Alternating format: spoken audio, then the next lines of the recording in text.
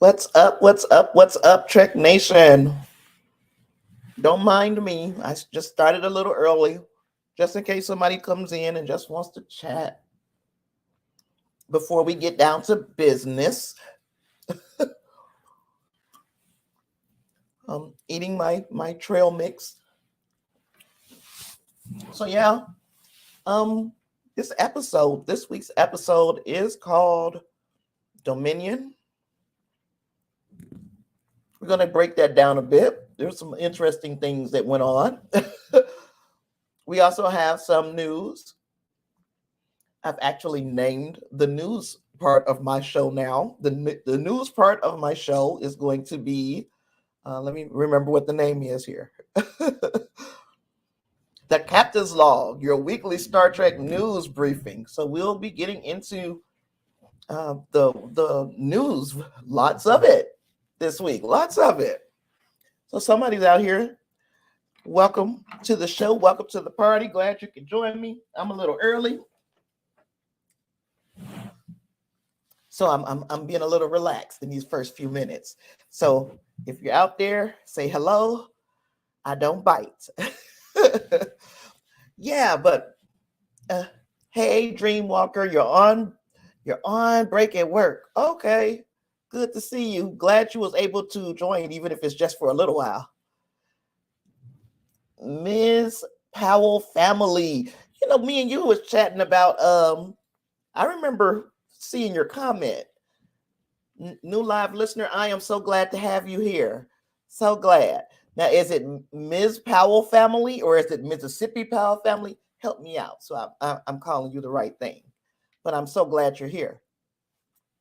Yeah, because you guys are going to be able to help me. You were trying to help me with the data lore situation. Because I'm like, how is data lore supposed to know why the changelings stole Picard's body? I understand that he would know. Hey, Clarence, welcome to the show. Welcome to the party. So yeah, I understood that he would know because he was the AI that was watching the Daystrom station. But it's not like they would steal Picard's body and stop and tell Data/lore, hey, we still in this body because we're going to do this with it. How would he know? Mrs. Powell, got you. Dreamwalker says, I'm actually on break from 2 to 3 Pacific every Sunday these days, eating at taco time right now. Taco time, that sounds good. So yeah, I was confused. I don't understand how or why they would expect data lore to know. But you guys can tell me what you think as we, this is fast and loose, but we will get with some news before we get into anything else. Dreamwalker said Picard did seem too quickly murderous in the episode. I agree with the review. Yeah, it was like 1 minute he was like, I don't know what we're gonna do here. We'll cross that bridge when we come to it. And the next it was like, he's ready. He was ready to just end this woman after she gave him this sad story of how Starfleet wronged her and her people. And again, even though I'm not overly sympathetic to Vadic, I am sympathetic or empathetic. He seemed like he was like, yeah, man, I didn't know all that happened to you. We're going to kill you anyway. And I thought that was a little weird. It just didn't seem like something Picard would do. And I can understand Beverly being pushed to that. But Picard, it just didn't seem right. So we're going to talk about this news we got going on. Y'all know how excited I have been for this second season of Star Trek Strange New Worlds and Star Trek. I haven't been as excited for Star Trek Lower Decks. I'm not going to lie. Let me pick this up. Mrs. Powell says, Alton Soong did research on Picard's body and learned that there is an anomaly in his brain. Yeah, the Aromatic syndrome. They said it wasn't Aromatic syndrome. It might not be. I think that's all that Data could tell them before Lore jumped in. Yeah, Lore is and that's another thing. Okay, y'all know we legacy Trek people. We've probably been watching Trek forever and ever and ever. I'm kind of tired of Lore being evil just for evil's sake. It's like, just make him more interesting. He's just a mustache twirling villain. He's not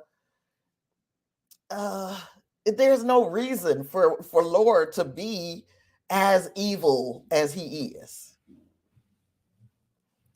Dreamwalker, because you asked that question, I'm gonna get into this Star Trek news, because I honestly believe that, okay, as far as Star Trek news goes, Star Trek Strange New Worlds, we got a release date for the second season. That one is June 15th. Later this summer, we'll be getting the fourth season of Star Trek Lower Decks. Both of them have been re-upped for one more season. So we'll be getting a third season of Strange New Worlds and a fifth season of Lower Decks. We will also be getting more Prodigy. And that'll be coming out in the earlier, I think it said it's in the winter, I believe. In the winter of this year. And then we'll have the final season of Star Trek Discovery coming out sometime early 2024. That's the one that breaks my heart. Okay, so Starfleet Academy is another announcement that was made. Mrs. Powell says she loves Lower Decks. Bless your heart. But I knew there are people out there who love that show. It just wasn't made for me. But I still cover it. So, Prodigy and Lower Decks are in the same neighborhood. I have that. Let me look at my list. The Trek timeline list. I'm gonna sneeze. It's the allergy. The allergies are still a problem. Strange New World. I'm gonna say Lower Decks is 2380. Prodigy is 2383. So there is a 3-year difference in where they are. Well, and Lower Decks started in 2380. We don't know where they might be this year. So yeah, 2380 for Lower Decks, 2383 for Prodigy. You are quite welcome, sir. So we got Starfleet Academy coming. And as Akiva Goldsman was talking about Starfleet Academy and how it is possibly going to be, as far as it looks to me, it's going to be set in the 32nd century or roundabouts, because it says admission is now open to Starfleet Academy. Explore the galaxy, captain your destiny. For the first time in over a century, our campus will be reopened to admit individuals a minimum of 16 Earth years or species equivalent who dream of exceeding their physical, mental, and spiritual limits. I hope I'm not gonna. Oh, here we go. Who value friendship, camaraderie, honor, and devotion to a cause greater than themselves. The coursework will be rigorous, the instructors among the brightest lights in their respective fields, and those accepted will live and study side by side with the most diverse population of students ever admitted. Today, we encourage all who share our dreams, goals, and values to join a new generation of visionary cadets as they take their first steps toward creating a bright future for us all. Apply today. Exastris Scientia. That's a lot. But that is the taglines for Starfleet Academy. Akiva Goldsman also started talking about how they are not going to pigeonhole themselves and say that we're going to have seasons of new stuff lasting 3 seasons or 5 seasons or whatever, that there might be mini-series, meaning that they will jump out with something, have 1 season or maybe 4 episodes or maybe a movie, a TV length movie. And I was thinking, as far as Sung is concerned, that would be an awesome TV or movie length TV miniseries. You know what I mean? The Sung legacy, even just how many different versions of Sung uh, held the same dream as their forefather, as being at the forefront of artificial intelligence, and all the way from where we started with maybe the augments, and moving all the way down to where we have a golem, and we have data slash lore inhabiting a golem. This is something that could be explored in a series, and I think it would be pretty cool. It doesn't have to be a multiple season series. Give me as many episodes as you need to tell that story and to tell it well. So if it can be done in 2 episodes, give us 2 episodes. Give us a movie. If it can be done in 6 episodes, give us 6 episodes. Mrs. Powell says, and when was the attack on Mars? Janeway said in Prodigy that she didn't want to upset his negotiations with the Romulans, who already have the guns from season 1 of Picard. I'm trying to think. When was the attack on Mars? Was that? I know we're talking previous to season 1 of Picard. Let's see. Attack on Mars. We're gonna find out.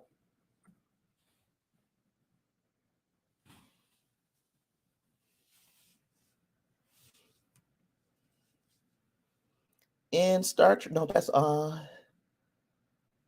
that's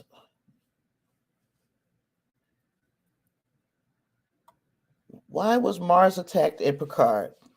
It came from the rogue Sith. I probably should have canceled today, but I am just so, these allergy stuff is really bothering me. I'm sorry. The Mars attack was a devastating blow to the United Federation of Planets on April 5th, 2385, first contact day. A group of synthetic workers did what? What did they do? I mean, we know what happened. We were there. We watched it. But that was in 2385. So that was in the time period right around Lower Decks and Prodigy. A couple of years later, we have the Mars attack. Dreamwalker said, I guess they don't want any Wesleys if they set the minimum age at 16. Right. No 12-year-olds. That was his old short trek. As far as I remember, there was that one where the kids were at Starfleet Academy. Is that the one that you're talking about, Dreamwalker? The kids were at Starfleet Academy, and then this attack happened. But yeah, the way I'm looking at it is, if Akiva Goldsmith is being on the up and up, number one, we can still get some of our characters from Star Trek Discovery in Starfleet Academy. So I can breathe a little easier because we may see some of those characters again. I can also say that there is an opportunity to fill in some of the gaps that you don't have enough material to make a series about. You could fill in some of the gaps in the lore by just having a little mini series, 3-4 episodes, tell a story. And there are a lot of Trek stories that can be told, a lot of exploring that can happen with characters. So I'm excited to see where they're going. Now, I guess I said all that to say I am excited for the future. Now, we know that Star Trek, to me, Star Trek Prodigy is like is giving us more of the Janeway, Chakotay, but there are other characters out there who we could catch up with whether that's through animation or through a live action series, and revisiting the Dominion War as we have done in Picard season 3, it tells us that there is a lot of interest in people wanting to see what happened to the people from Deep Space Nine. Can we, can we get some something that fills in the blanks for them? I'm here for all of that. And the last thing, and then we're talking about the body of Kirk, and there was an explanation that there was a book. We said hopefully Tuvok can be on Prodigy now. If they don't mess around and kill him off, he is going to be in one more episode of Picard this season. If you watch the Ready Room, he made that announcement, so I'm not spoiling anything. But he is going to be in one more episode of Star Trek Picard this season, but we don't know what's going to happen to him. So he could, because Tuvok could be in Prodigy simply because Prodigy occurs before Picard. So things can happen. I would like to see it. Clara said that he hate that he spoiled that. Everybody just gave up on trying not to drop spoilers. Everybody is just doing it, so F it. Let's just do it. Yeah, it's been a lot of it. It's been a lot of it. Yeah, Dreamwalker. I think we came up with that at the same time. You was typing it as I was saying it. That yeah, it could happen. Said Tuvok seems very pleased with where his character is. As long as it would be a gutsy move to kill off a legacy character in Picard. I hope they don't, but I would respect their gangster if they did. If they killed off Tuvok, I would respect their gangster. Q could be anywhere, even though he died, because time travel, yeah, it's when you're especially on that level of existence, stuff ain't linear anyway.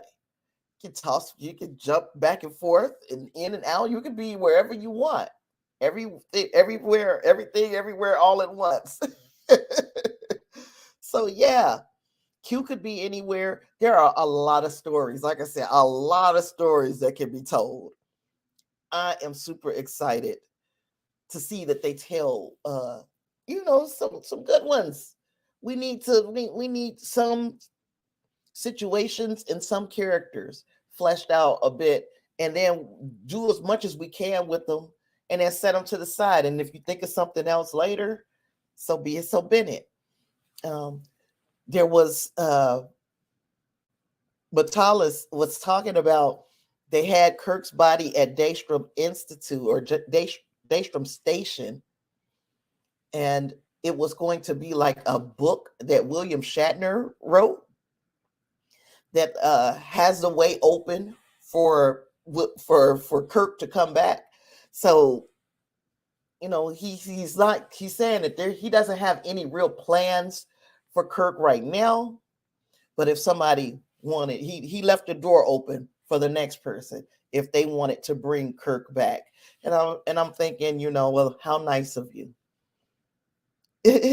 Yeah, Clarence, Q is always touting his non-linear existence, so he can be wherever he wants, and that would be an interesting thing to follow up on. And if you guys can think of any more series that you think would make a good mini series, maybe not a good multi-season series, but a good mini series, put it down in the chat. I'm interested in knowing what you guys think. And then we're going to get into, I guess, now that the news is over, and I didn't forget the name of my news show again. I made a name for it. I forgot.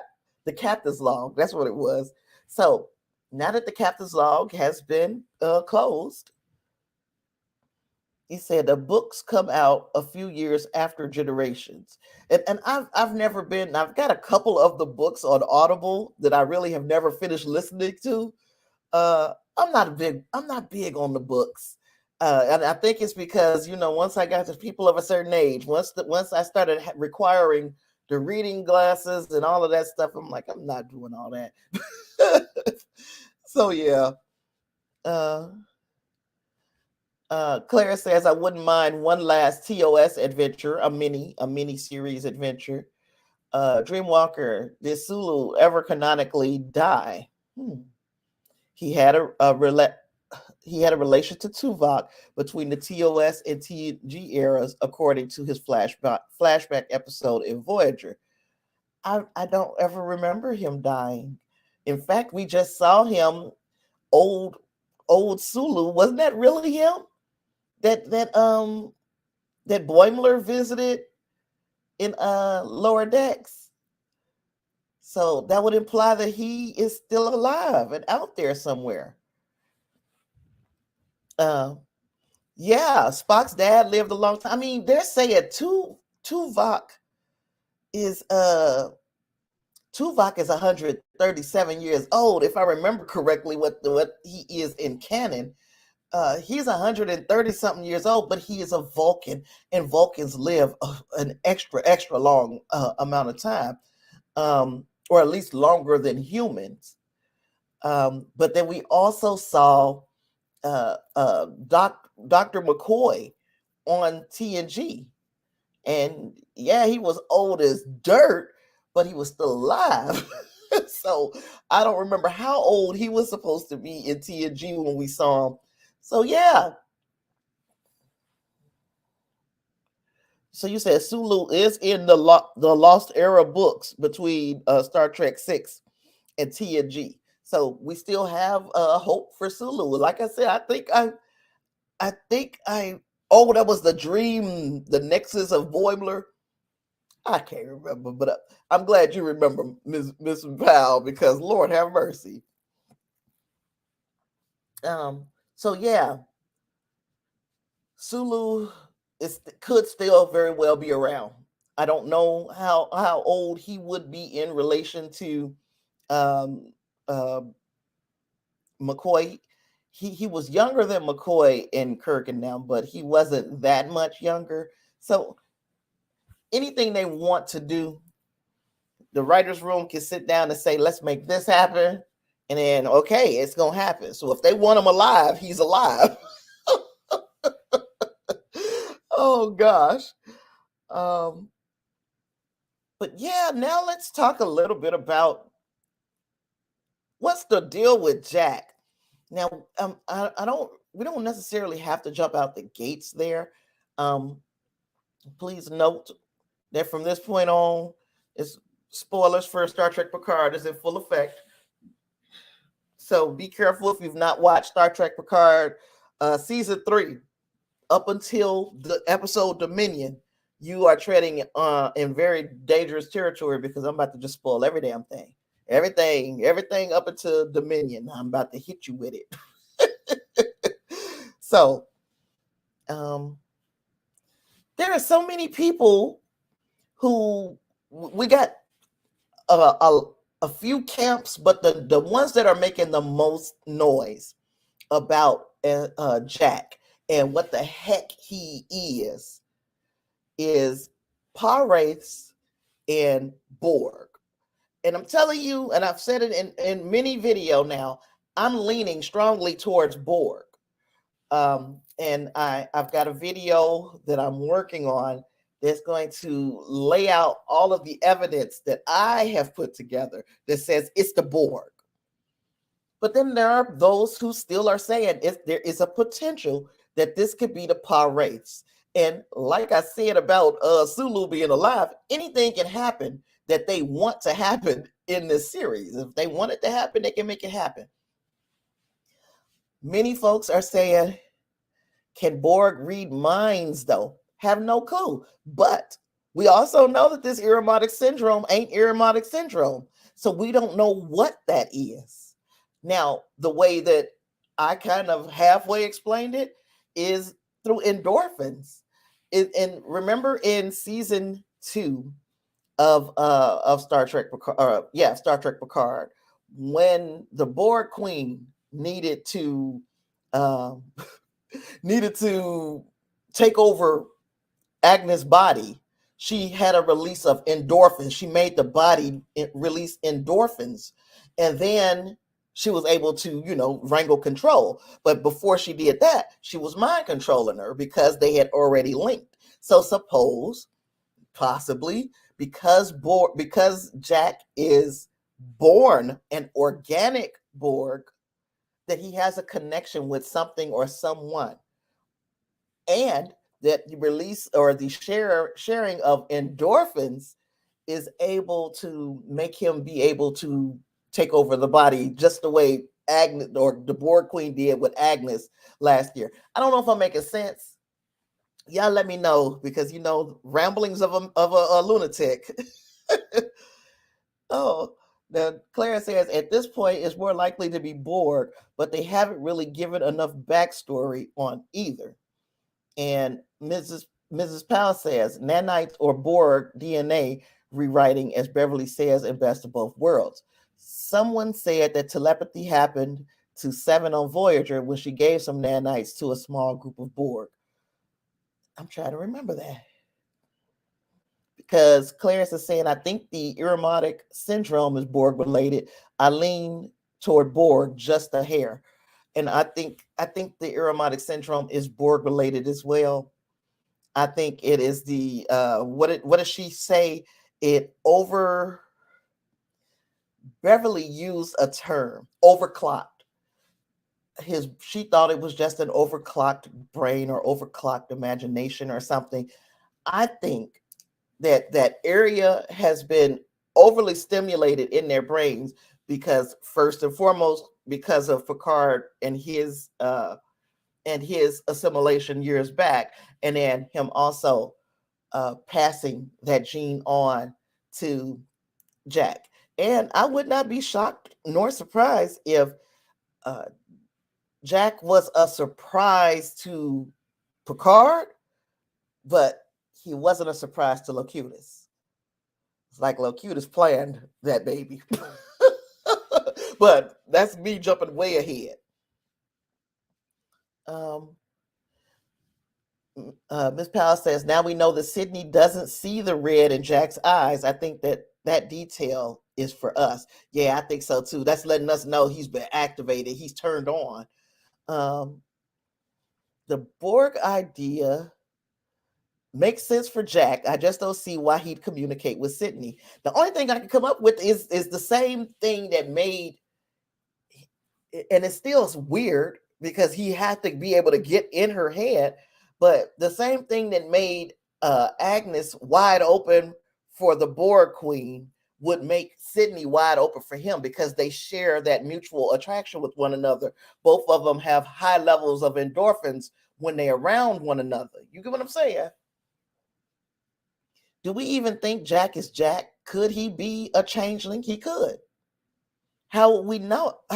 Well, maybe not, because the changelings cannot copy DNA, but Jack had Picard's DNA, right? We saw that when he had the injury right after the first changeling attacked him. So Jack is organic for sure, because if I remember correctly, we saw that he has DNA, whereas the changelings, their little form has no DNA in it. Dreamwalker said, and I like that after the Borgs were defeated, they sought out changelings to add a new distinctiveness to their own. And I'm sitting here thinking, like, is it like where they have attempted an assimilation and they were not able to complete it? Or is the evil boss face, is he holding them kind of hostage? Because when he talks to her, he's doing something to her physiology as they talk. He's telling her, y'all are malleable, y'all are meant to bend. So if he's able to control her, and if this is a Borg, have he already started trying to assimilate them? And he says, look, if you do these things for me, I'll let you guys go. Could that, and that's why she is she's in pain from whatever his evil boss face, but she has to do what he says because he has a grip on her and some of her followers. Let me know if that even makes sense to you. Justin, hey there, how's it going? A Star Trek show kind of based on how they did in Marvel with a what if story. So a Star Trek what if series would be interesting. I mean, our Star Trek what if is the mirror universe. We go to the mirror universe and anything can happen. So yeah, we can have a Star Trek series set in the mirror universe, and that would be cool. Is Jack? Is Locutus Picard? I think honestly, I think they've been pointing us in the Picard direction, and I'm not going to spill because I do want you guys to watch my video that's coming out later this week. So I'm not going to spill all of the reasons that I have compiled. It's a few. I've got a few reasons that I've compiled that says they've been showing us that this is Locutus from the beginning. So I've been wrong earlier this season. No, I'm not afraid to be wrong. So don't come for me if I'm wrong. Claire said, or it could be the Federation experiments have enabled their assimilation by the Borg. Anything, because it's whatever is going on with Vadic when she is encountering the evil boss face is he moves through her, and it surely looks like something uncomfortable going on with her. And to me, she looks like she's in pain. He is able to inflict pain at will, and he's holding that over her head. So it's not even a full assimilation. It doesn't seem. It seems like it's a partial assimilation, but it's just enough to literally get under her skin. Oh, hey, David. He said, looks like I missed 30 minutes. Smother you in track. Yeah, I started a little bit early too. And you know what? I be forgetting that some of you guys can't get here. I won't do that early crap no more. It was just like maybe 10 minutes early. Dreamwalker said the first scene of the first season was about Picard still being haunted by having been Locutus. So ending the series on that would be a good bookend. And just think, if you have a series that starts with, that ends with Picard versus Picard, or Locutus, who is still Picard, and that ending that chapter period of his life, you could finally be done with Locutus and everybody else who's so afraid of Locutus and his coming back. Shaw, who I'm so disappointed, and I know y'all, if you watch my review, I'm just so disappointed in Shaw. The scars on her face don't make sense. I saw them get there, but I didn't see the why. Why did she put those scars there? Because the nurse didn't have those scars. This was something that she decided to do on her own.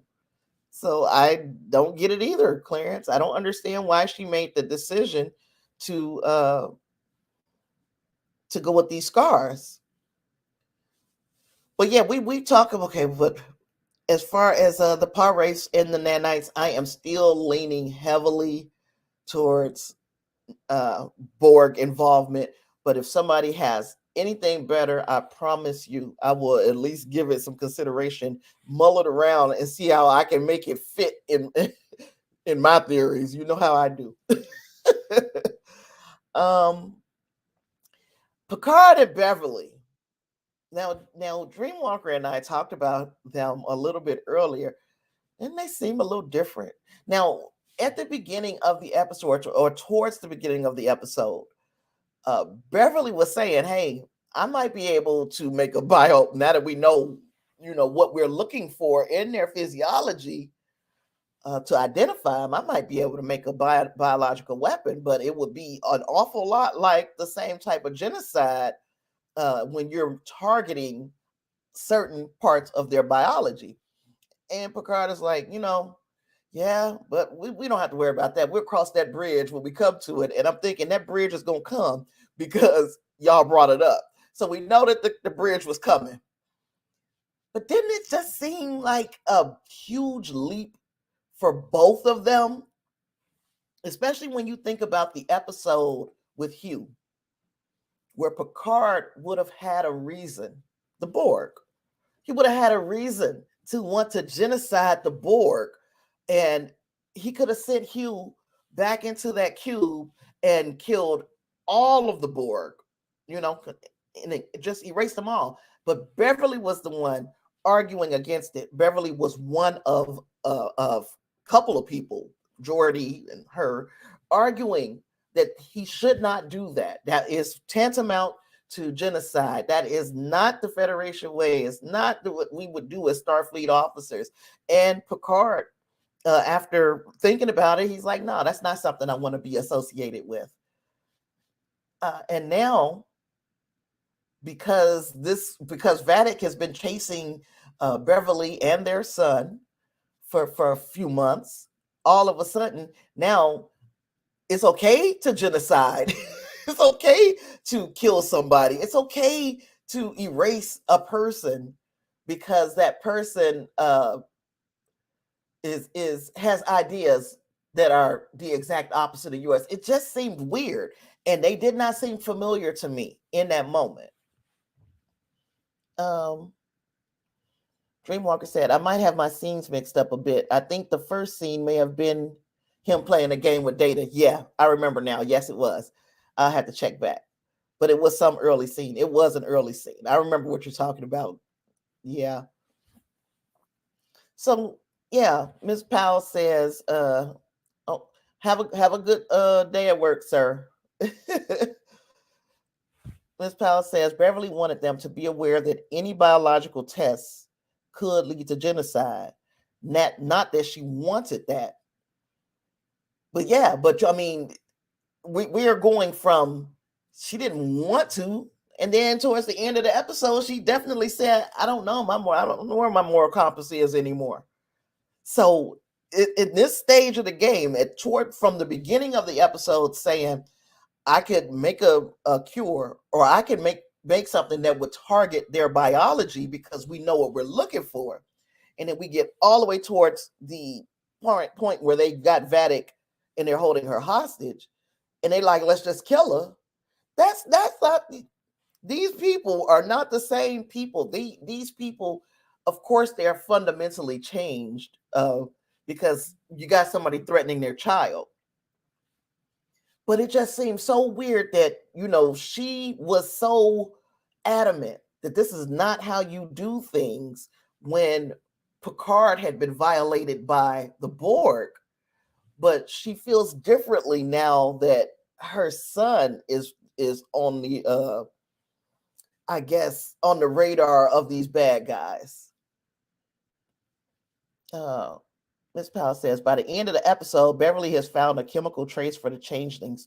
She was more concerned with Vadic herself and her treatment, not all of the changelings. But what are they about to do now? Now that they've got the way of tracing with the thelonium or whatever it was, I forgot the name of it. Now that they have the way of tracing them, is it going to stop with a trace, or will we still be discussing the notion of genocide in the next episode? That's probably my big question. Oh, her threat, not all of the chat. I see you, Ms. Powell. Okay, Justice said, yeah, mirror universe would be interesting. Yeah, if we're going to do miniseries and what if style, it doesn't even have to be one mirror universe. It can be multiple timelines or multiple mirror universes, and I think that would be interesting. We know we had the one timeline where Tasha Yar lived and had a Sailor, and then we know that there was the time. There are all these different timelines have been opened up. Even the timeline that was opened up last season of Picard, all of these timelines have been opened up. Those are doorways that can be explored. Yeah. Now, I agree with you.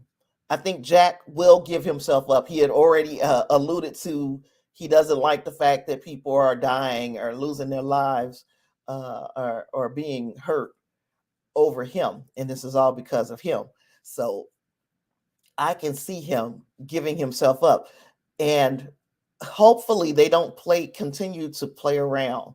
They tell us what it is about Jack that makes him so important to Evil Boss Face and by proxy the Changelings. Yeah.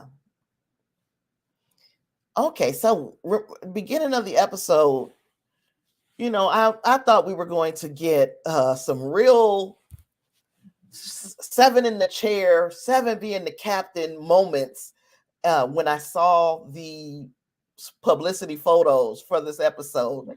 I was so excited.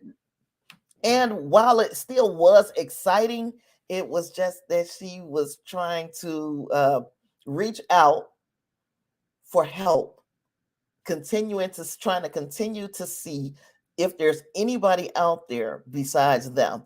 Of course, they have found out that they are pretty much on their own out here. But before they find that out, we saw finally, we saw Tuvok now, or almost Tuvok. This is almost Tuvok. It's not Tuvok. It's almost Tuvok. Okay, so like we were saying earlier when we were talking about almost Tuvok, he is old as dirt. Let me tell you, Vulcans live long. I think he was 100 plus years old at this point, and he's a captain. And I was kind of upset. I'm like, he should have a higher rank, but okay, he's a captain. Okay. Regardless, this ain't Tuvok. And I guess the whole back and forth, when you see Tuvok on the screen, the first thing you think is that really Tuvok? Then he starts answering these questions that Seven kind of is tossing out there. And then you're like, oh yeah, that's Tuvok. And then he gets one wrong. And we're like, oh, it's not Tuvok. And then he tells us, oh yeah, I know where Tuvok is, and he's gonna beg for his life. And so you're hurting Tuvok. At least we know that Tuvok is gonna be in one more episode. He didn't seem old to you, Clarence. He seems older, far older. Far older.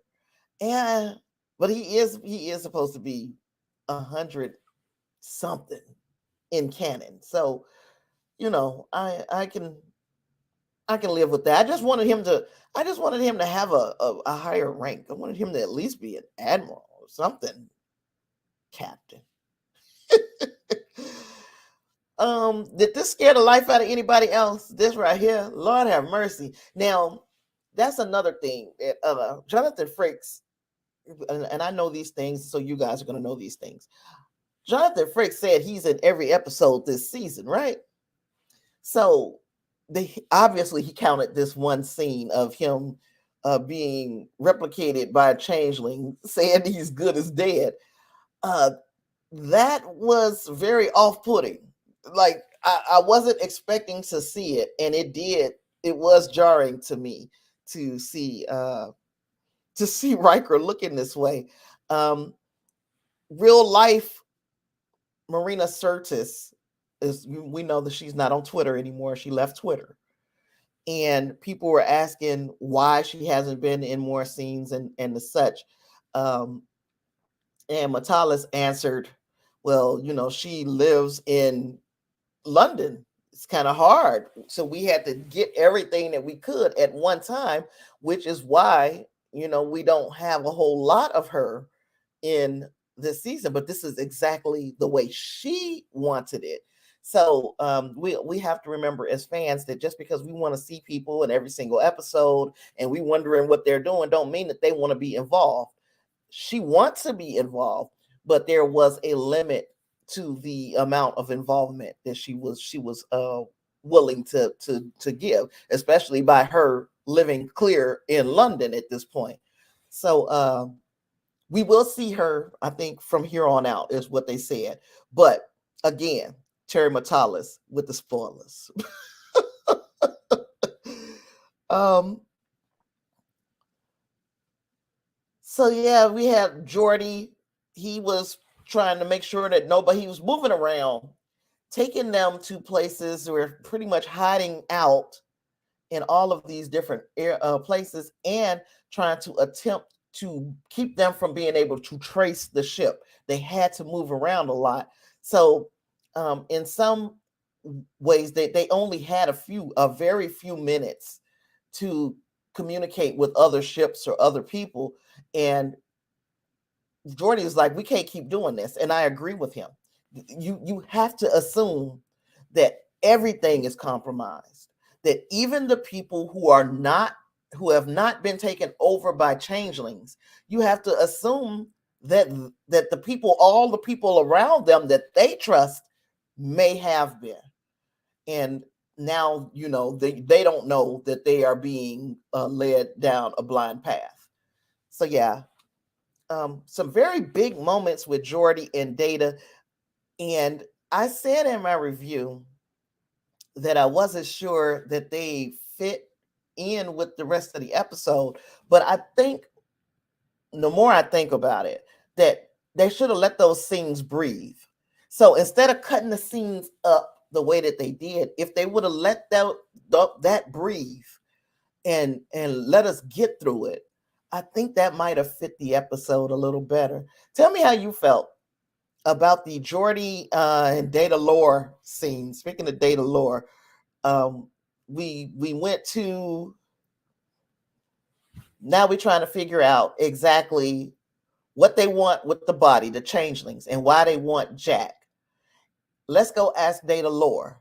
And we talked about this a few minutes ago. I still don't understand why Data lore would know. I don't think that they would make their plans in front of this android that is guarding Daystrom Station. So, I mean, the loyalty of the android would be to Starfleet, Daystrom. So if they made a plan in front of this android, wouldn't it tell? I don't get why Laura would know. Hopefully we will get some kind of answer next week, Thursday. But yeah, that was one of the things that bothered me. And we have these Jekyll and Hyde kind of moments. One side is Laura, the other side is Data, and they're fighting for dominance inside of the positronic brain of this android / golem. Now, we went over to the Shrike. Number one, the Shrike is being lured to the Titan because they got this plan that they want to get them on the ship and get them locked in so that they can figure out what Vadic's big plan is and why she's doing all the things that she's doing. Vadic realizes that this could be a trap. She said, yeah, it might be a trap. However, I'm still going over there because he's so close now, I can touch him. Let's not get into transporters. And I'm like, what? No transporters. Let's take a shuttle over there. So I don't know. Is it because she thinks that would be part of the ruse? That they're gonna try to get us over there in these transporters, and they've done something to them. But they could just transport over on to any spot. They don't have to transport to the Titan's transporter room. So what is their thing about these transporters? What's the deal with the changelings and the transporters? And way back, and I forgot what episode it was. It was the episode with Rolaren. What was that called? Imposters. Yeah. There were Rolaren gave Picard the earring with all of the information, all of this stuff from Starfleet intelligence. And there was one report that I could kind of read, but I couldn't read really well. And this little report is talking about a transporter incident. So I know it's very hard to read. I brightened it up as much as I could. There is a lot there, though. And it says transporter malfunction aboard USS. And yeah, Clarence, they used the transporter several times in the Rolarian episode, but all of a sudden she was like, let's not use these transporters. And I'm like, why? And the fact that we got this from the Starfleet intelligence report, we got this report saying that something happened to the transporters. And I want to know why. It says 2 days ago, a transporter malfunction aboard the USS Redacted led to the serious injury of Science Officer Lieutenant Redacted. Following the incidents, all transporter, and I don't know what that next word is. It's saying something is they're not using the transporters. They all have been shut down until they could be fully investigated. That's as much as I can read without like super straining my eyes. So I'm trying to figure out what the heck is happening. What happened with the transporter? And like Clarence said, we saw them use the transporter in the Rolarian episode. We watched it happen. At least once we saw the changelings use the transporter at least once, and we saw other people transporting also multiple times. So is there something that they know? Is something going to happen to the transporters? Has something been compromised in the transporters? I want to know. I want to know what the heck is going on, because she made a point to say, let's not use these transporters. And that's like, why? Every line of dialogue should point somewhere. There shouldn't like be throwaway lines this far into the season. So you guys, tell me what you guys think. So we get them on the ship, and they encounter Jack in the corridor. And Jack is leading them on a wild goose chase. And during this wild goose chase, these force fields are being turned on to capture the henchmen and Vadic in various places, have them separated. And now we got you trapped. We got you over here. We wanted you over here because we wanted to know. We want to play good cop, bad cop. And that is when we find out that Vadic has a reason for being as angry and vengeful as she is. And it kind of makes you think, okay, Starfleet has Section 31, and Section 31 is pretty much that's their own autonomous section. Yeah. They are associated with Starfleet, but I didn't love the goose chase either, Clarence. I didn't love it either. But so we know Starfleet has its own its little sections, and Section 31 is its own thing.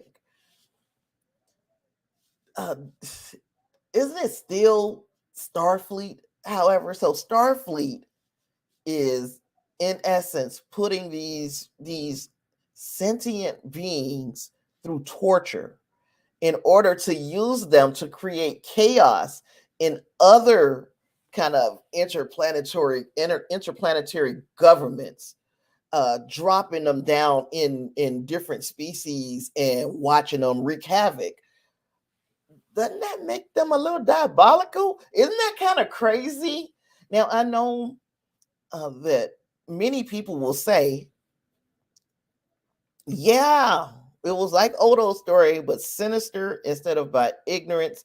even to the point of taking the face of the doctor who was doing these experiments. But Odo came to find Dr. Moore as a father, and Vadic wanted to remind herself of why she hates the Federation, why she hates Starfleet. And if some shit like that happened to me, I would hate Starfleet as well, even though the changelings are far, far from innocent. they are guilty of all of the same things, that the Federation, Starfleet is. Like I said in my little video, it's just no fun when the rabbits got the gun. Now you're on the other side of these experiments and the such, and you don't like it. And here we are. So she took the face of her abuser, and she's also started that whistling, that three blind mice. What do we think that might mean? I mean, I know that that's what the scientist was doing while she was working on Vadic and the other 9 changelings, but does that whistling have another meaning? So another part of me, and you guys tell me if I'm going way out. Another part of me says that little hole, the face, evil boss face, could that be all in Vadic's head? Is Vadic crazy? Because she sure seems like it. She seems like she's a little off. Like more than eccentric. First, I thought there was just some eccentricities about this lady, but now I'm starting to think that she might be nuts. Is she coming across as crazy? And is it like weird that nobody else on her ship sees this hand talking to her? It's just her. Even though this hand is inflicting bodily harm on her, it's still nobody else is around when this shit happens. It's just her.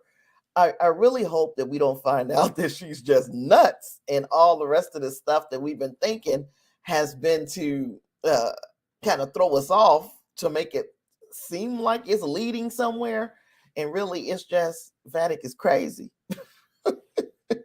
Tell me if you think that's even a possibility.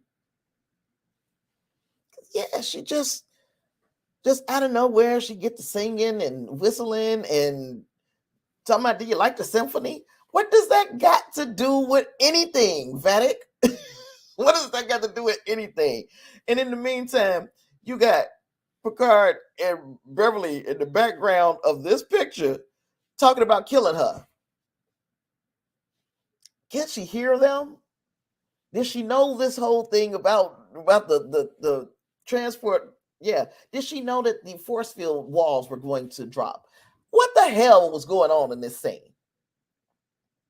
Because like I said, I was paying an awful lot of attention to Vadic and how weird she is, but I also was paying attention to Beverly and Picard back there plotting to kill her. So I'm like, what else? I mean, is there something else going on that we're not seeing? Is Lore down with them? What the hell is going on even? Y'all, tell me something. Tell me something. Speaking of Lore, like I said, Lore was just being evil for evil's sake. And I feel like if they was going to do that scene, going that back and forth between Geordi and Data Lore, I think we should have stayed with that scene and let it just ride on out. Because keep going back and forth, it was kind of, I didn't like it. I don't know if other people liked it. I didn't like that decision. The rest of the episode was fine, but I just didn't like the decision that they made to keep going back and forth from Geordi to, it was like an emotional roller coaster. We didn't know which way was up or down.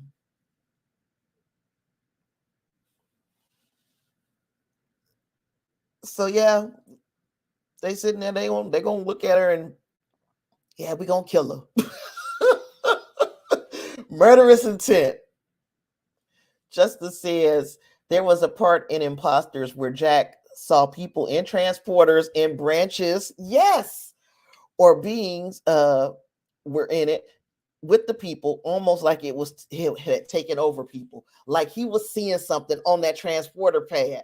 And that's what I'm saying. Something is going on with that transporter. Something going on with it. Now, I don't have a theory. I don't have an idea. I'm thinking like, are they avoiding the transporters on the starships because the starships know what to look for with them, or what the hell? But Justin, you are 100% correct, and I had forgotten about that scene. But yes, he saw something on the transporter pad as well. Good catch.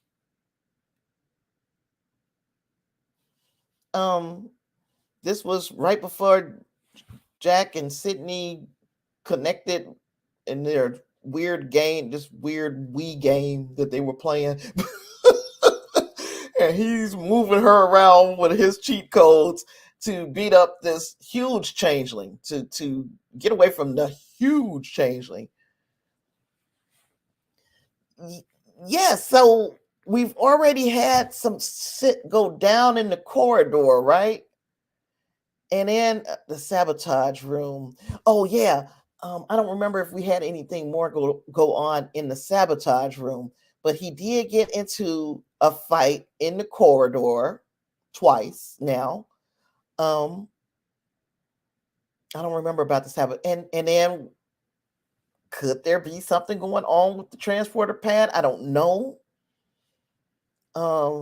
Yeah, it's just, and the bridge. He had that same vision on the bridge. And now we got changelings all over the fucking bridge. Excuse my French. I'm getting a little excited. So so now is it possible that some of these visions are going to start coming true? Because yeah, he at this point now you got changelings on the bridge. It could very well go down. Don't quote me. He saw it in the corridor. We've already had a fight in the corridor with some changelings twice. Sabotage room. He only fought that one changeling, if I remember correctly, in the sabotage room.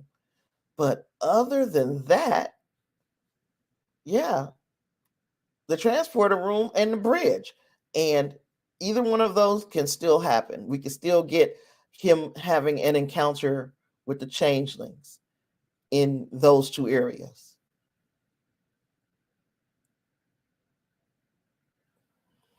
Okay, so Justice says Section 31 is evil, so it isn't true Starfleet to me, and they're un-Star Trek to me. And I can understand why you would feel that way. And then I ask myself, don't we have those same types of organizations in real life? And is it evil, or are they just okay? So in a utopian society, there will still be people born with a sociopathic or a psychopathic gene. Those people are going to try to fit in. Just because you're a sociopath or a psychopath does not mean you are a murderer. If you are a murderer, 9 times out of 10, you are a sociopath or a psychopath. But just because you're a psychopath or a sociopath does not mean you will be a murderer. I guess that makes sense. So for them to contribute to a society, these people, sociopathic, psychopathic tendencies, to contribute to a society that is utopian in nature, they have to guard that utopia against people like themselves. So who better to catch a psychopath or a sociopath than another psychopath or sociopath?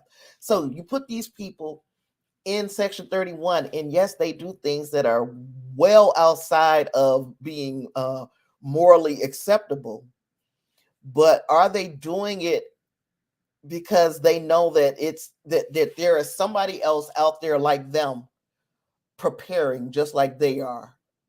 We got to be prepared for them, because they are preparing for us. And you put the psychos and the socios all in one unit, and this is what you get. I'm not saying, and I agree with you in a whole lot of ways, Justin.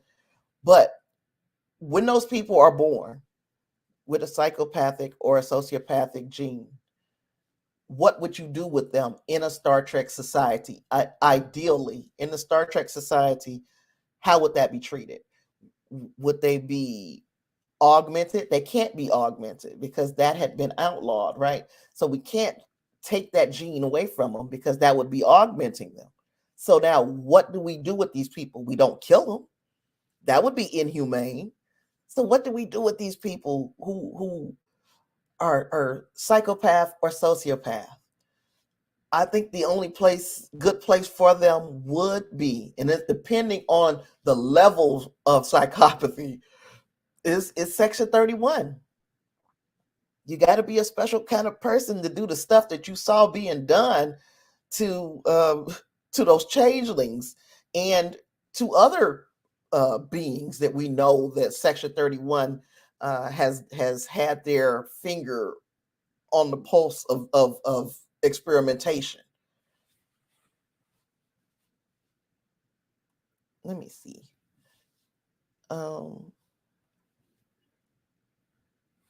Let me see. Oh, that was early in the episode. Picard was all mad because he saw this freaking Tuvok is not Tuvok. It's freaking almost Tuvok. And and Picard is just like, I am so sick of these filthy things. Same thing with, I read this picture wrong. I was looking at it and I was like, I bet you they are talking about evil boss face. Oh, the next picture, not this one. Evil boss face in this picture, and they were reading his voice analysis. Yeah, Tasha was wrong. They were doing the voice analysis of the changeling, and that's incredible that the changeling has got the voice, and it's like if this voice analysis is picking up on whether or not he's lying, and that he's able to pass a lot of tech tests too. So there's a lot that these changelings are able to do, and they unfortunately were trained to do it by Starfleet. And again, emotional scenes. Alondra LaForge, so Mika Burton, LeVar Burton's real daughter, she doesn't have an awful lot to do.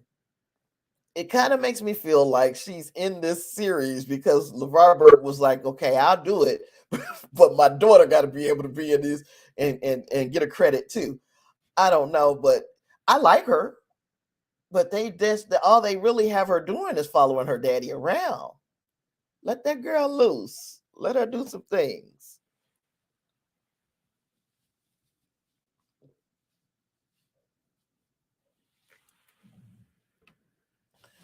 Miss Powell says, I bet that we will get a 24 hours earlier with Riker Troy than Worf and Raffi, as Riker sent that compromised prefix code. How did he do that from a cell? I don't know. I was wondering the same thing, but it was sent from the Shrike. So did they beat him and torture him and make him attempt to contact the ship? So he used that compromised code so they would know, don't open a channel to talk back to me. That's the only thing I could come up with. But yes, we got to go back because now we're at the point where it's only 30 something hours left until Frontier Day. So yeah, girl, Starfleet Intelligence, CIA, Section 31, Black Ops. Yep. All the same. So yeah, that's the only thing I can think of, Miss Powell, is that they beat him and forced him to send a message, and he sent it using that compromised code so that they would not respond. And then Worf and Raffi, I don't know whether I want them to catch up to the Titan or whether I want them to catch up to the Shrike. But either case, now that they've allowed Worf and to just let him be ultra violent and like a Starfleet trained Klingon, then I would like to see him on that ship with Tri. I would like to see him tear that ship apart. Oh gosh, because I mean I was so mad when I tell you I was so upset when they took the ship. I don't think I've been mad this whole season the way I was. I could feel my blood pressure rising when she sat in that captain's chair. Justice says, I think the human in Vadic is trying to get out. Yet I believe she will turn and help Picard at some point, maybe. I thought that she was going to help Picard at some point too, but it looked like she might go down fighting. I don't know. I can't see her unless Picard and Beverly do something to help them. I can't see why she would change her mind and try to be helpful to Picard. And does she have a human in her? Or is she just wearing that doctor's face as her own? Now we know that they are able to mimic this fatty tissue and all of this stuff. Are they becoming more human? And that's a question. I mean, I don't know. So if you got an answer, I'm all ears.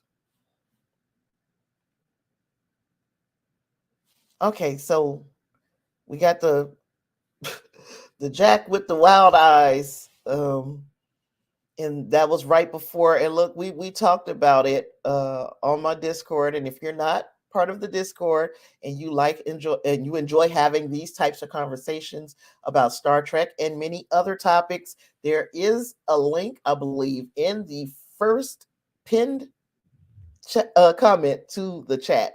You can join the Discord and be part of our weekly conversations. We talk all week about it.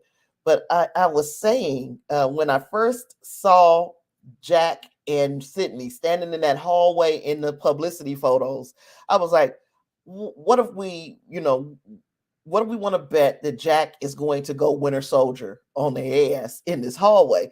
And in a way he did. But I actually think I liked this better, even though it's still weird.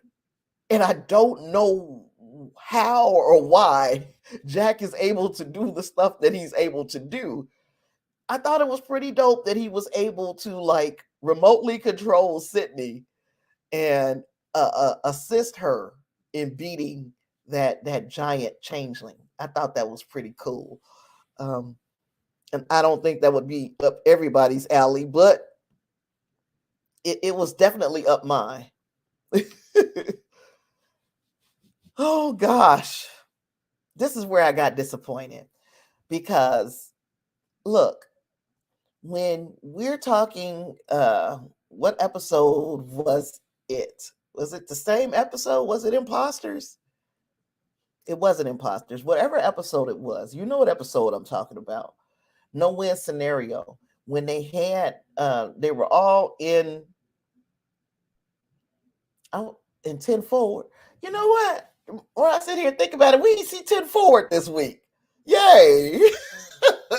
But anywho, in 10 Forward, when Shaw went in there and everybody thought they were going to die, so they in there huddled and preparing to die, and Shaw was super tough when he's talking to this 100-year-old man about what he put him through as Locutus of Borg, even though this was not Picard. This was this was Jean-Luc Picard had been violated by the Borg.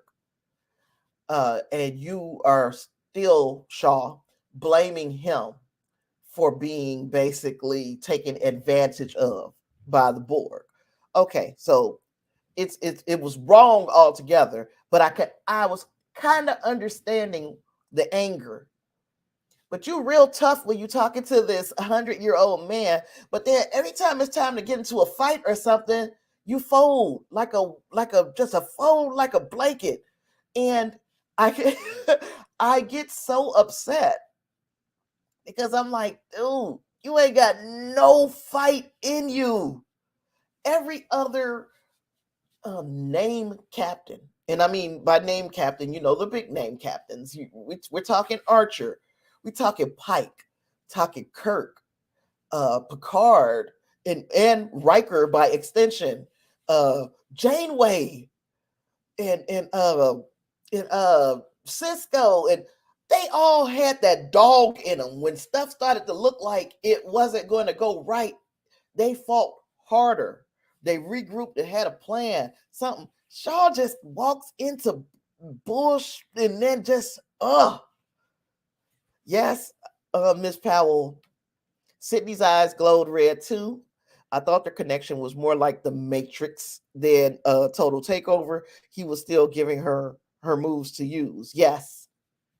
Yes, and I noticed that the eyes shifted to red when he took over her body. It was dope. Miss Powell said, I think Shaw should be chief engineer and Seven should be the captain. And yeah, because that crew don't look like they just, none of them was ready to fight. I'm like, okay, I know this was not that kind of vessel, but the NX-01 Archer's Enterprise was not that kind of vessel. They went out there thinking that everybody was going to want to be friends with them and that they were going to meet new lives and new civilizations, and some of those new life wanted to kill them. They learned very quickly that they had to be ready, and Archer wasn't caught with his pants down too many times after that first time when that ship just kept rolling up on them and firing at them. So that was what we're celebrating, right? Frontier Day. That was 250 years ago that Archer dealt with this. So you mean to tell me that every Starfleet captain after that should not be prepared for anything once they go out into open space? She still should not have been able to defeat a changeling in his opinion, in Clarence's opinion. Sydney shouldn't have been able to defeat the changeling. I guess because he was so big and he moved so slow, he was just lumbering. As long as she moved faster and stayed like, you know how you got to stay in motion so they don't be able to catch you. As long as she stayed mobile and she was moving faster than him, all it took was for her to get one good look to hit him with the phaser. But yeah, he had to catch her and all the moving and rolling and the such. Just to see it. The scars are the changeling moving under the skin, I think. And also, these new changelings deep down want to survive, like Laura says. He wants to survive, just like Picard and the others want to. Yeah, they want to survive and they want to be left the F alone. They do not want, the changelings in themselves. They were just a xenophobic society.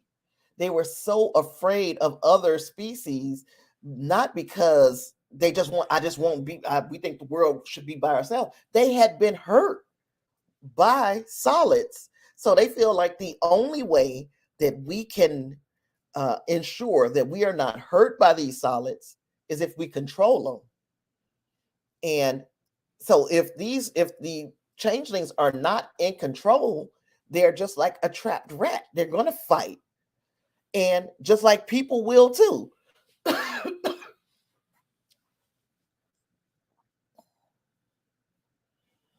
So Ms. Powell says Sydney did not beat him by herself.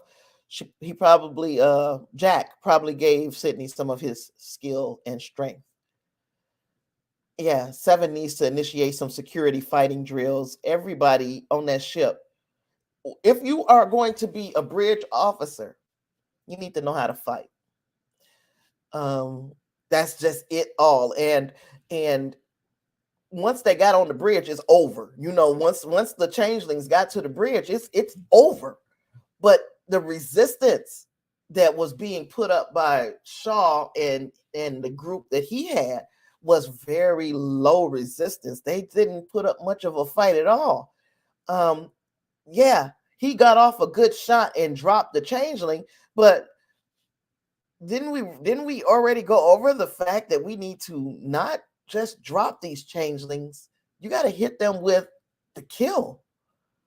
And it seems like the little shooter that Jack has is better or more effective against the changelings than the more up to date phasers that Picard and Shaw and all of them had. Jack's a little old school. The more I think about it, Worf had an old school too, didn't he? In that one episode when he shot that changeling, he had an old school phaser as well. Those old school phasers, it seems like, are doing far better than what we got as far as new phasers. He said, okay, you missed something. What happened to Shaw? He got his butt kicked. He got his butt kicked by the changelings, and they threw him in the back on the bridge to watch his ship be taken over. And he had a tear rolling down his face. I'm so upset.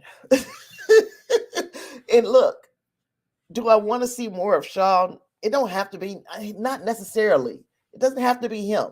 But I don't dislike the character, or I didn't until this. Because I'm like, everybody wants to see so much more of him. And the things that are most interesting about him is the way he abuses the elders, the old people.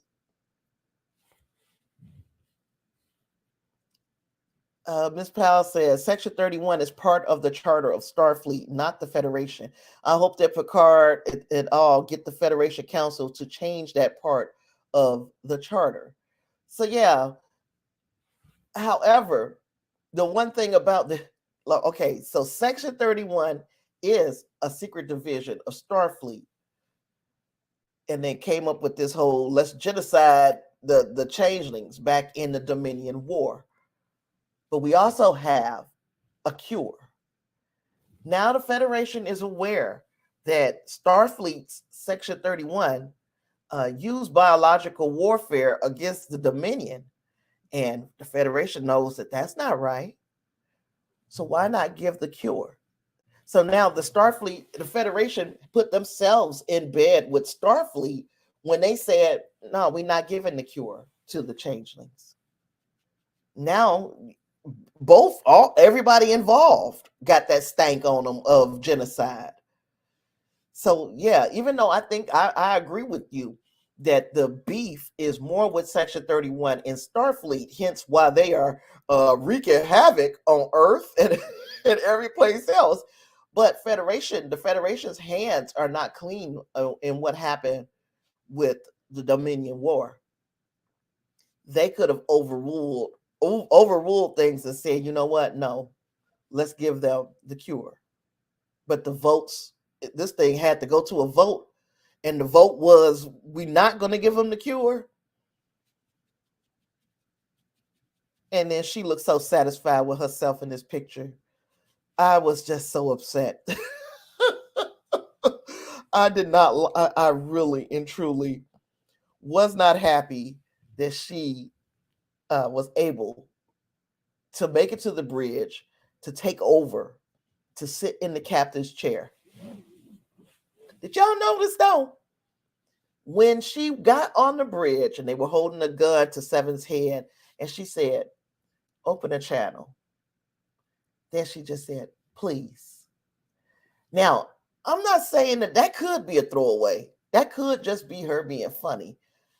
But wasn't she being real nice to Seven, former Borg? The only person that she showed any amount of respect or politeness to was her, and in essence, a little bit Jack. She talked to Jack like let's talk. And Jack led her on the crazy wild goose chase that neither Clarence nor I liked. um, but yeah, so the last thing she said in this episode is kind of like a promise that we're going to get some kind of answer to what is going on with Jack in this next episode, which is entitled "Surrender." Now, the last time I looked, there was no description. Let me see if we got a description. Yeah.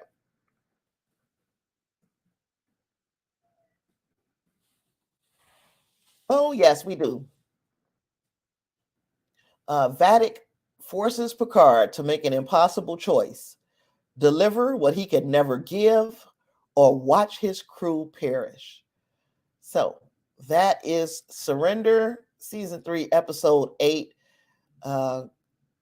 And it says Shaw's a wet blanket. Yeah, it bothered me so much. Uh, but yeah, so we got our description of Surrender. That is the next episode, season 3, episode 8. Um, yeah, we're in a situation where, look, excuse me, I'm so sorry. They need to stop playing. Tell us what the hell is going on with Jack. I'm through. I don't want to continue to play this game. I want to know what's going on with Jack and how do we propose to get around it. And I want to know that in the next episode. I don't want to wait till the last episode to find out what was going on with Jack all this time. I want to know in the next episode. Of course, it doesn't matter what I want, but I'm being 100% honest. I'm tired of playing games. I want to know. And what else do I want to know? I want to know what evil boss face is, but I mean, I can imagine them wanting to wait another episode to tell us that. Um, we got a lot going on with only 3 episodes left. We can't introduce anything else. We need to start closing off some of the things that has already been introduced, because if not, we're gonna have a burn situation, and I'm not for that. Not this year. I'm not. So we need at this point to start closing off some of these open ends, and it needs to start happening like the next episode 8, because 9 and 10 should be just climactic episodes, not trying to tie up a million loose ends. We got evil boss face. Uh, we got, why is Vadic walking around whistling Three Blind Mice and stuff? Is she nuts? We got what's going on with Jack. We got what's this Ironic syndrome. Why did they need Picard's body? We got an awful lot of stuff happening for there to only be 3 episodes left, and people want more to happen, and I'm like, no, because it's going to start just turning into a mess.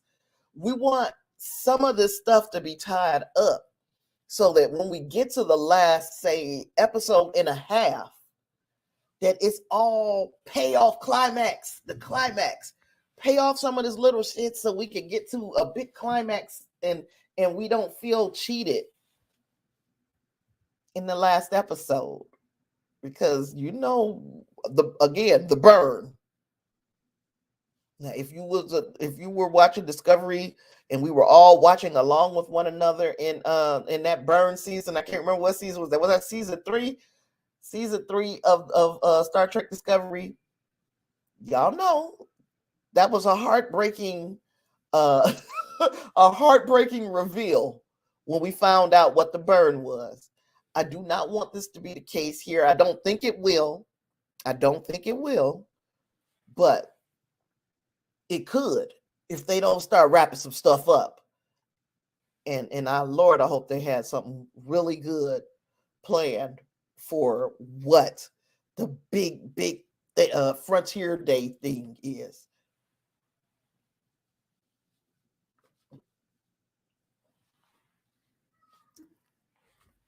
And I really hope, like they've already name dropped Janeway 4 times in this series this season.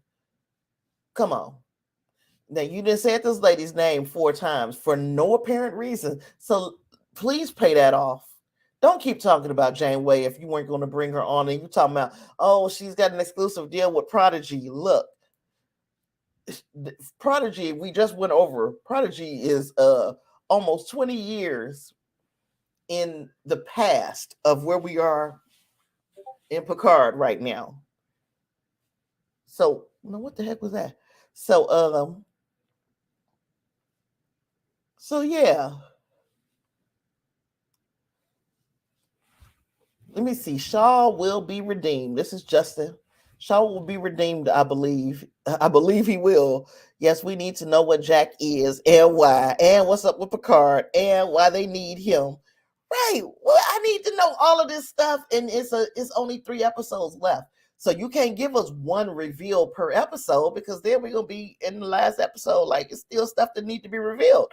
So give us all the little stuff in this next episode. And as Miss Powell said, let's get Troy and Riker off of the Shrike. If that means sending the other 2 scrappers, who is Worf and Raffi, over there to get Troy and Riker, let's send them on over there to get them. We need Troy and Jack in the same room because, in all honesty, that is to me the key of how he can get around everybody else. You're not going to be able to get around Deanna. He hasn't been in the same room with her yet. She's going to be able to read him. That's if they write her powers better than they wrote them in TNG, because in TNG her powers worked. It was up and down. She was, we didn't know when it was going to work. Hopefully they made her powers better. They didn't nerf her powers in this season of Picard, because when she gets in the presence of Jack, she should know something ain't right about him, or something is right. She should know what we dealing with. And I think we need them, Jack and Troy, in the same room together. Hopefully we get that next episode. Hopefully they don't play around us, make us wait till episode 9. I'm telling you, I'm going to get a little tired of dragging things out. Let's go. You know what I mean? David says, do you think they'll end the season on a cliffhanger that will promote a theatrical film that will tie everything together? Because I know that Paramount is over the television division, and that, oh gosh, I can't remember who. And if Clarence is still in the audience, if you know, who was over the movie division of, they're 2 different entities. And those 2 different entities don't play well together, which is why we haven't seen any regular series crew. So we haven't seen nothing since Nemesis. We haven't seen any of our crews from the television shows show up in the movies. It's simply because those 2 entities are not playing well together. The television side of things and the movie side of things. And hopefully at some point they get them all under the same umbrella so that we can have stuff like that, because that would be interesting too, to have it end up in a theatrical release. It would have been fantastic, but that's not possible because of the arrangements that they have with the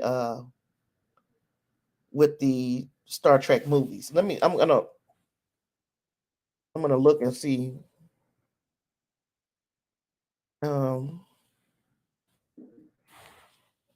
Let's see, Star Trek Into Darkness. I'll look at that. Who is Universal?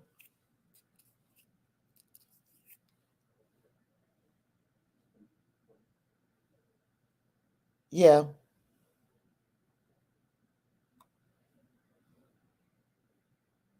Yeah, I'm trying to make sure that that's everything. But yeah, I wish they could do that. It would be very nice. But we can't have nice things. Shaw, but as far as this season where we are now, you guys, if you watch my review, I gave this one a 4 on my regular 5-point scale. It was a slower thing, a slower uh episode, but it was necessary. This was a kind of a regroup, a kind of let's put some things on the table and show you guys that we are closing some of these things off. We now know why Vadic is doing what she's doing, but then Jack is up with far more. He's far more overpowered than we thought he was. Um, yeah, now we got to worry about Tuvok. So yeah, you guys, let me know what you thought of this episode. Anything else that you got to add to this conversation before I skedaddle? Because I don't want to wear out my welcome. uh I appreciate everybody for hanging out with me today. I had a nice group of lively, knowledgeable Trekkies in the house. Got Clarence, Ms. Powell, welcome. Very glad that you were able to join me on a live stream. Justin, welcome back. You're part of the family now. Dream Prism, Dream Walker, that's the same person, but thank you for stopping by when you could. Uh, David, of course, it's always a pleasure. Always a pleasure. And if you are just out there being really, really, really quiet, it's fine. But thank you for being here as well. If everybody has hit the like button, I'm not glad to have you. It's always an honor, sir. Always an honor. Um, I'm probably gonna try to go on Claire's show tomorrow. I'm gonna see if my medication don't put my butt to sleep again like it did last week. Claire's has a podcast slash YouTube channel called Discussing Trek. They do a lot of what I do, but it's a panel, and man, it's so much fun. So much fun. Sitting over there, again, it's having this type of conversation, but listening to a real conversation. And yeah, everybody is invited, of course. Everybody is invited to come over to Discussing Trek, and make sure that you are subscribing to his channel and all that stuff, do all that good stuff. Justice says, I know Patrick Stewart has been pushing for a movie the last couple months. If this show ends, great. He may be able to get it done. But I still think that if they do a movie, it's going to have to be a Paramount Plus movie. And I would not be mad at that. It's just that crossing the from the film division to the TV division to the film division and back and forth. They got something weird going on. Something weird with the way they got that IP. Clarence says, bring your friends, let's grow the crew. Clarence sometimes joins me over here too. So you never know. You catch him over here with me, helping me out. And then sometimes I like to add my voice to their conversation on their channel. Um, oh, Justin, it's my pleasure. Pleasure is all mine, sir. Claire says he's encouraging everyone to join the Discord. Man, we have so much fun. And it's always some type of good conversation. And, we're all Trekkies. So that's I guess that's the common bond across the board for most of us over there. But we talk about the DC universe. We talk about the MCU. We talk about Star Wars. We have threads where we're just chatting, just seeing how you doing. And there are different people who are part of different conversations. So yeah, come over there. I'm telling you, ain't no funny acting stuff. Just don't come over there, read the rules. Don't come over there with no spoilers. until it's been a couple of days. Give it a little time to breathe. But anywho, it's been fun. I don't have anything else. Again, Clarence goes live on YouTube at 8. Daniel's Hot Topics, you would catch up to me as we're leaving up out of here. But I am so glad that you tried to join me today.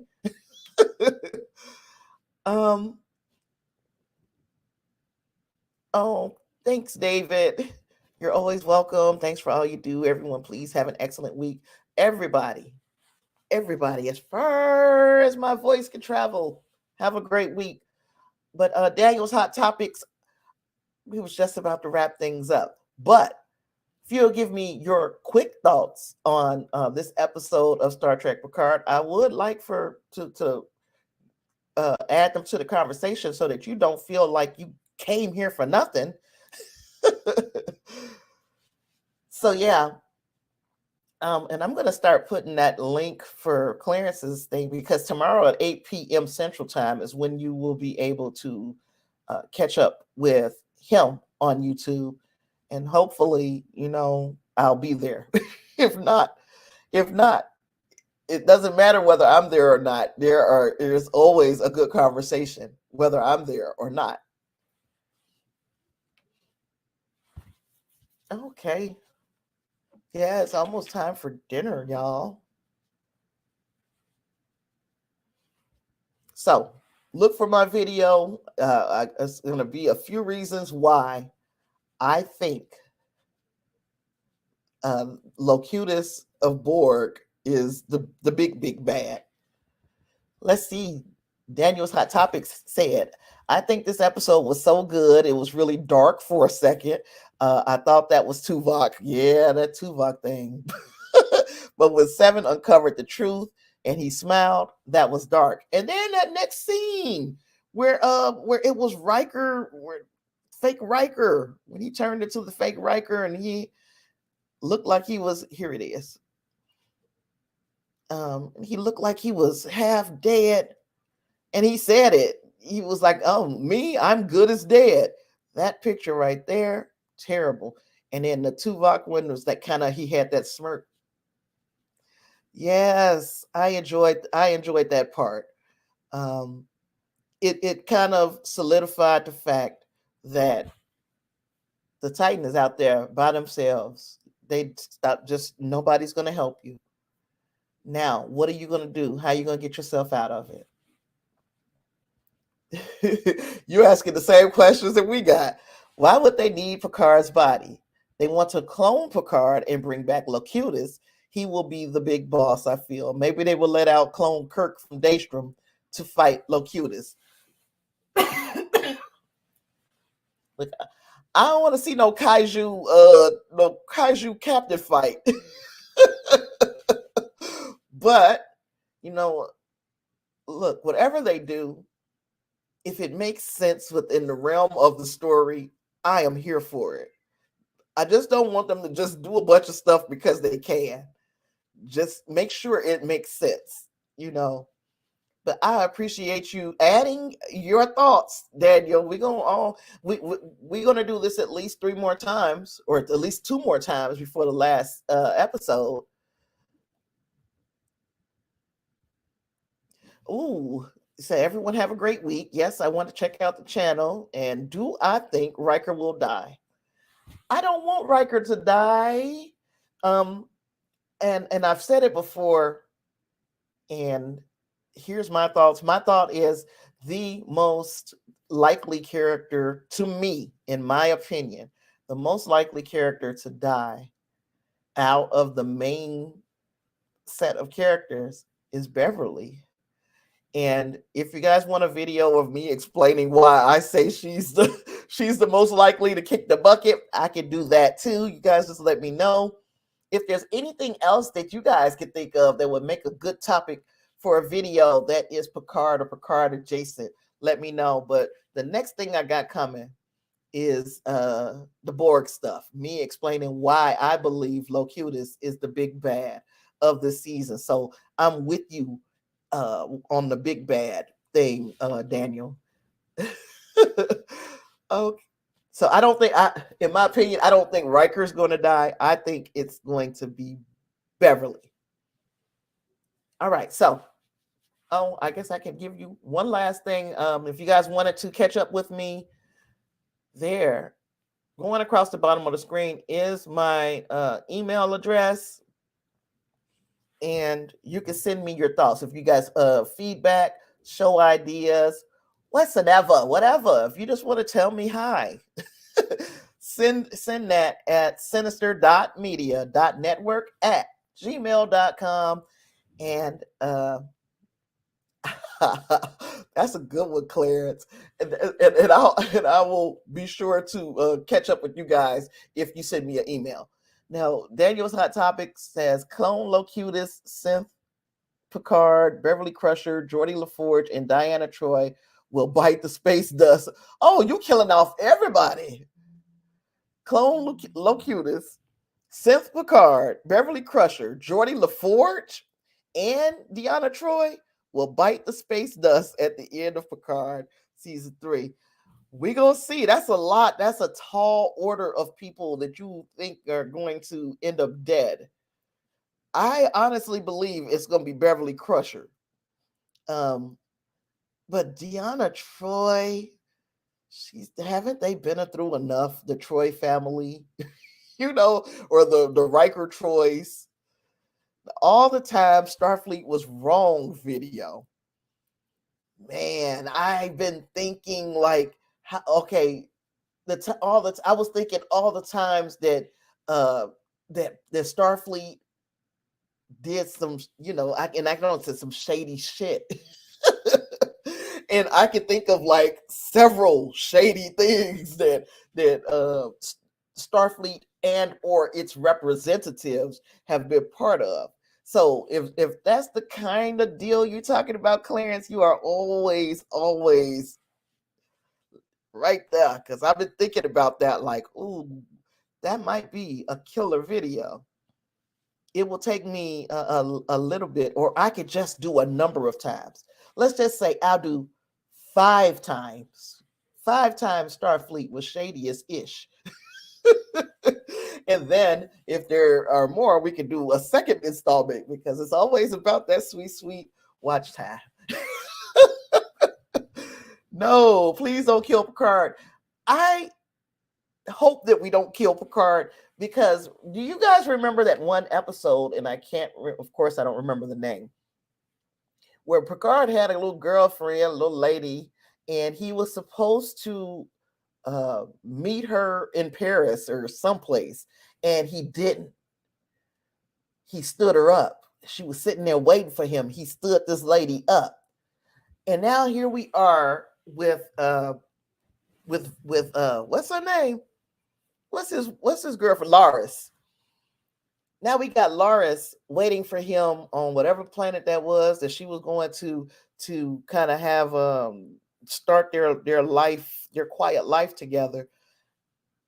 And if he leaves her hanging, it'll be just like that episode again, where you stood this lady up. Even if you died, I mean, you didn't have to go. You didn't have to rush off. You could have went there and enjoyed your life with Laris. So, do y'all think we will see Laris again? Do you think that was it for her, or the fact that they made the promise that he would meet her after all this mess was over? The fact that they made that promise, do you think that means that we will see Laris again? Yeah, Justin, I don't think I could take Picard dying. I hope not, Lord. Yes. Excited for Star Trek Day on April 5th. They already announced Starfleet Academy in the 32nd century. So 90210 in space. And they will announce a Section 31 soon. They got Michelle Yeoh. I mean, are you certain? Are you sure that they got Michelle Yeoh? She's a busy lady now. I mean, I found projects for her that's going all the way until the 2028. That's a long ass time. Not to say that she can't make time, but she got projects lined up from now or before now to 2028. Justice says he hopes to see Lars again. I do too, only because it would, it would be kind of, it wouldn't be, it wouldn't be good to stand that lady up and or have him try to run off with Beverly. Now, that's part of the reason why I think Beverly's not going to make it out of this season. Daniel says, I really like 32nd Century. I like Admiral Vance. Most of all, I have always hated Admiral Vance until last season. And then I thought he was a good guy. Oded Farah is a great actor. He was the Magi leader in the Mummy movies. So yeah, he had me fooled the first couple of seasons where after he was introduced, season 3 and 4. In the beginning of season 4, I thought he still had a little shady on him. And then I was like, oh no, he a good dude. So hopefully he doesn't prove me wrong this season. So well, that's it, y'all. I don't have anything else. I appreciate everybody for being here. And I hope you will join me again next week. And if y'all got anything else that you guys want to talk about, email address is right down there, sinister.media.network@gmail.com. It's been fun, and I will see you in the next one. Live long and prosper. Peace.